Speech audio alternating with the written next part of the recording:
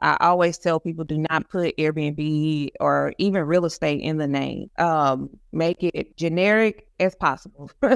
So use solutions, enterprises, something like that, where don't put Airbnb, because that's not your business. That's their platform. That's not your business. So you got your name that's not in use. Check on your Secretary of State. And if you don't know like how to get to your Secretary of State, you can literally just Google like Maryland Secretary of State or register a business in Maryland. And the apps will pop up, the site. A lot of them, for the most part, should end in like GOV, because a lot of times, even when you're trying to get your EIN, people will take you through the steps and you'll end up on a website that's trying to charge you when your EIN is completely free. So your name, professional address. So if you are registered, change your address is what you're trying to still do? If you already have your LLC registered, well, you can literally do you have an EIN? Yes. You already have an EIN registered with the home address? Well, it's the address that I use for my business. Yeah. So I'm not on the address necessarily where you live at anymore. Yeah, I'm not there anymore. But I have been using it. I still been using it, the same address, like a lot of stuff. But it's not, you know what I mean? Like, it's not the same now, but I still keep it there. It's, it wouldn't, even though I don't live there. Is it like, is it actual home, or is it a business? It's the actual home I used to live at, but I don't live in the okay. Okay, we can try to work through what the best route for you to go. Because either you can change it to the professional address, or you may be able to keep it, but we can figure it out together. So you have your name.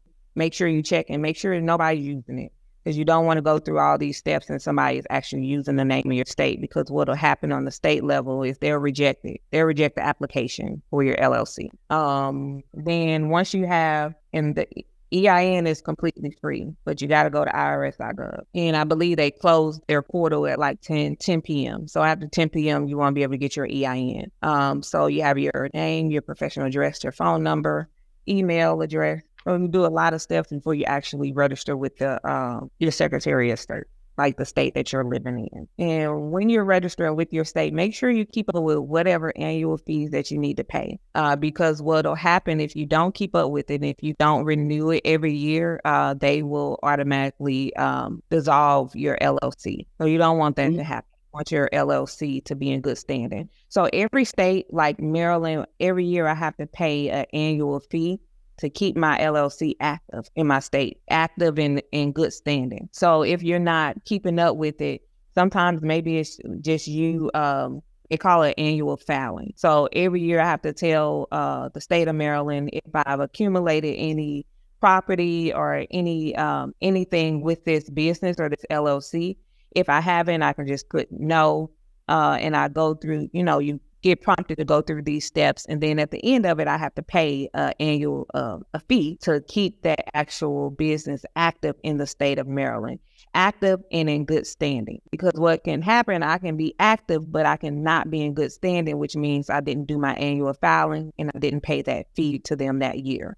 And what could eventually happen, every state is different, they can dissolve your business. They can do an administrative dissolution of your business, where your business doesn't exist in the state anymore because you didn't keep up with the annual filings and whatever fees you had to pay. Like I know California is like $800 a year.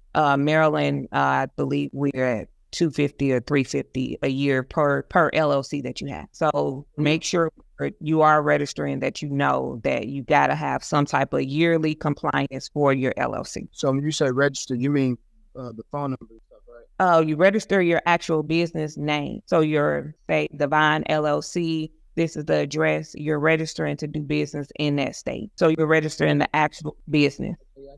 Okay. Yeah. I think I did that like 3 years, because I got the LLC, but I didn't know about the registration, like she said, and I did about like 3 years ago.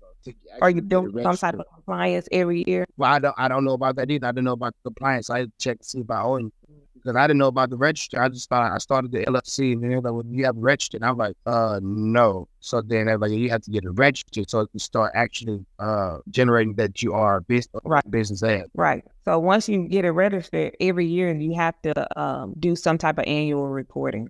So we got to let the state know what your business is doing in the state of Missouri or the state of Maryland. What are you doing? Are you, is your business buying up property like they nosy, they want their money. So if you know, are doing certain things, they're asking you to report that to them, and then pay whatever fees you have to pay. Who would I contact for that? So I'm looking up, it says, unlike most states, Missouri's doesn't have to file an annual report. But I'm going to check into this more. Annual report. Yeah, whatever state you're in, check and see what type of yearly, what kind of annual reporting you have to do. And it says Missouri is one of the few states that doesn't have an annual report requirement for LLC. Yep. And this is on multiple, but I would check. I'll go to the Missouri. This is from mo.gov. So you don't. So it looks like you're good. But what'll happen too, you'll start getting emails. So whatever you register the name, the email address, you got your, you putting your address up there, the physical address. They will start sending you email time for annual report, and they'll let you know, like, you need to do this by this date. And some of them have penalties, like the one I have in Florida. They're going to email you and let you know. And what'll happen is, because it's public information, other third-party companies will also start contacting you via email and probably by mail and telling you that you have to to do your annual reporting. So just make sure it's coming from the actual Secretary of State and not one of them third-party companies, because they'll charge you exorbitant amount of fees that you don't actually have to pay. So a lot of times with your state, it's not automatic that your LLC is actually active or registered or approved. So just making sure that you keep up with the time frame. So if they say 7 days, you'll get an email in 7 days that it's either approved or it's not. Sometimes they tell you the reason, and if it's not approved, and you can go back and reapply. But a lot of times it's probably because the name is in use. But it's public information, so you can go and see if that somebody is using the name that you were trying to use, so you don't get denied.